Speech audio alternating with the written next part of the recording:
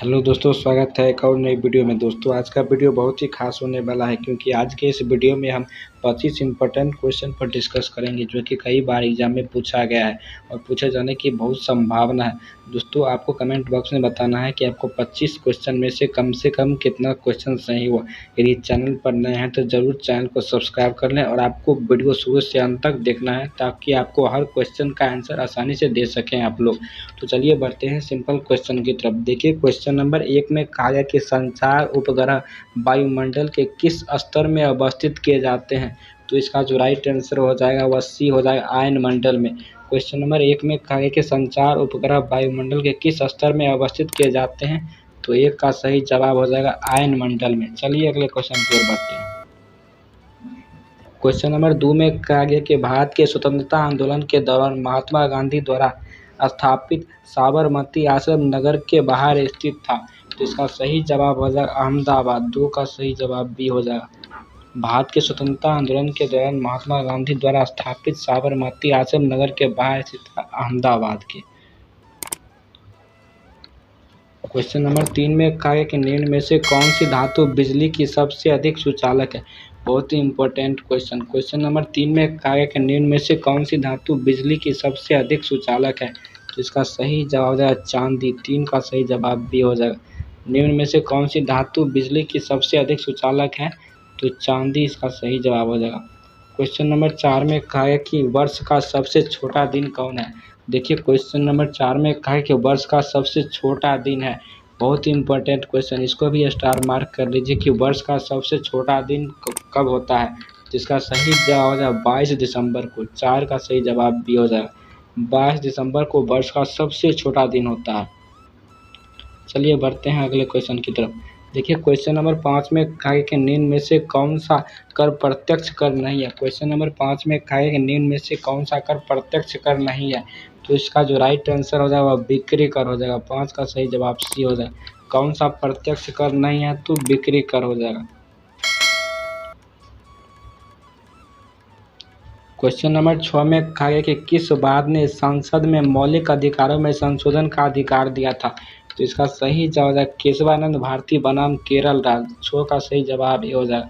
किस वाद ने संसद में मौलिक अधिकारों में संशोधन का अधिकार दिया था। केशवानंद भारती बनाम केरल राज्य। चलिए अगले क्वेश्चन की ओर बढ़ते हैं। क्वेश्चन नंबर 7 में कहा है कि गुप्त संवत की स्थापना किस शासनकाल में प्रारंभ किसने की। क्वेश्चन नंबर 7 में कहा है गुप्त संवत की स्थापना किस शासनकाल में प्रारंभ हुआ और किसने की। तो इसका जो राइट आंसर है वह चंद्रगुप्त प्रथम के शासनकाल में।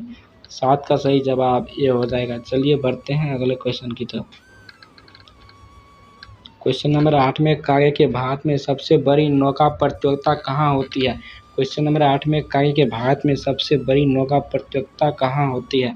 तो इसका सही जवाब हो जाएगा केरल में। 8 का सही जवाब भी हो जाएगा। भारत में सबसे बड़ी नौका प्रतियोगिता केरल में होती है। चलिए बढ़ते हैं अगले क्वेश्चन की तरफ। क्वेश्चन नंबर 9 में कहा गया कि भारत का प्रथम परमाणु संयंत्र निम्न में से कौन है। क्वेश्चन नंबर 9 में कहा गया कि भारत का प्रथम परमाणु संयंत्र निम्न में से कौन है। तो इसका सही जवाब हो जाएगा तारापुर। 9 का सही जवाब सी हो जाएगा। भारत का प्रथम परमाणु संयंत्र निम्न में से कौन है। तारापुर इसका सही जवाब हो जाएगा। क्वेश्चन नंबर 10 में कहा गया कि किस गवर्नर जनरल पर महाभियोग का मुकदमा चलाया गया था। क्वेश्चन नंबर 10 में कहा गया कि किस गवर्नर जनरल पर महाभियोग के मुकदमा चलाया गया था। तो इसका जो सही जवाब है वारन हेस्टिंग्स। 10 का सही जवाब ये होता है। वारन हेस्टिंग्स पर महाभियोग का मुकदमा चलाया गया था। क्वेश्चन नंबर 11 में कहा गया कि कौन सी परिस्थिति में चंद्रग्रहण होता है। क्वेश्चन नंबर 11 में कहा गया कि कौन सी परिस्थिति में चंद्रग्रहण होता है।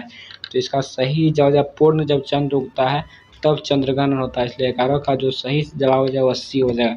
कौन सी परिस्थिति में चंद्रग्रहण होता है तो पूर्ण चंद्र जब उगता है। क्वेश्चन नंबर 12 में कहा गया कि वंदे मातरम किस पुस्तक से संबंधित है। क्वेश्चन नंबर 12 में कहा गया कि वंदे मातरम किस पुस्तक से संबंधित है।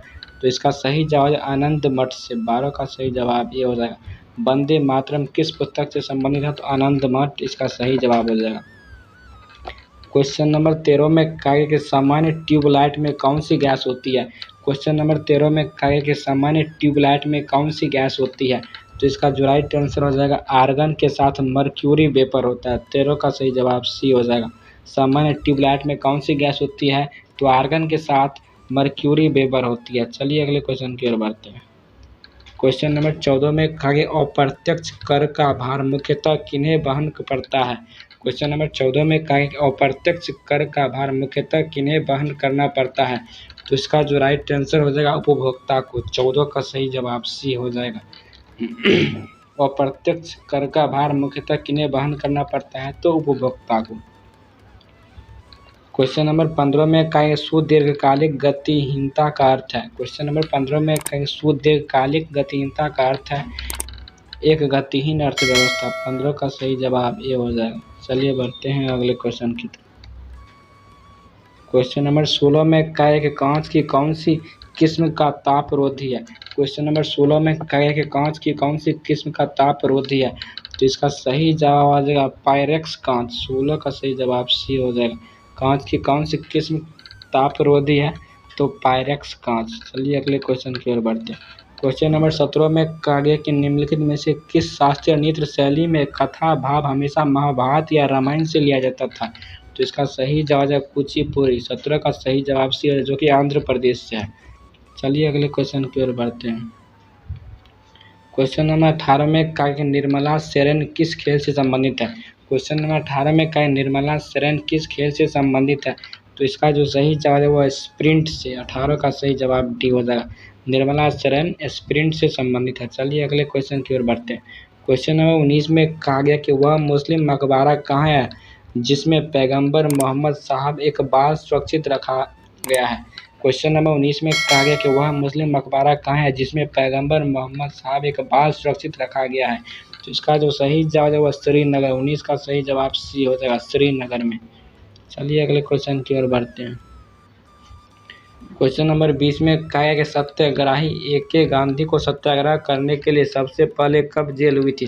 क्वेश्चन नंबर 20 में कहा सत्याग्रही को सत्याग्रह करने के लिए सबसे पहले कब जेल हुई थी। तो इसका जो सही जवाब है 1908 में। 20 का सही जवाब बी हो जाएगा। 1908 में सबसे पहले जेल हुआ था। चलिए अगले क्वेश्चन की ओर बढ़ते हैं। क्वेश्चन नंबर 21 में कहा गया कि खगोल विज्ञान के भारतीय महाग्रंथ पंच सिद्धांतिका के रचनाकार है।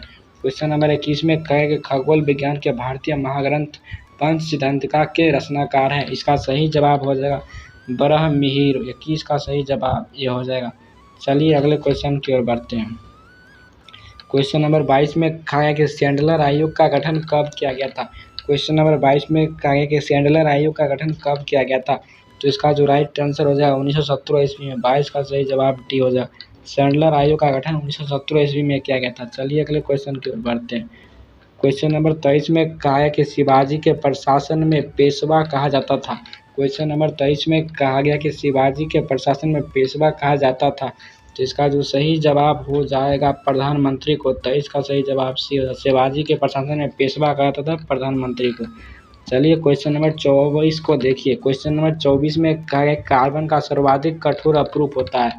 क्वेश्चन नंबर 24 में कहा गया कि कार्बन का सर्वाधिक कठोर अपरूप होता है हीरा। 24 का सही जवाब ये हो जाएगा। कार्बन का सर्वाधिक कठोर अपरूप होता है हीरा का।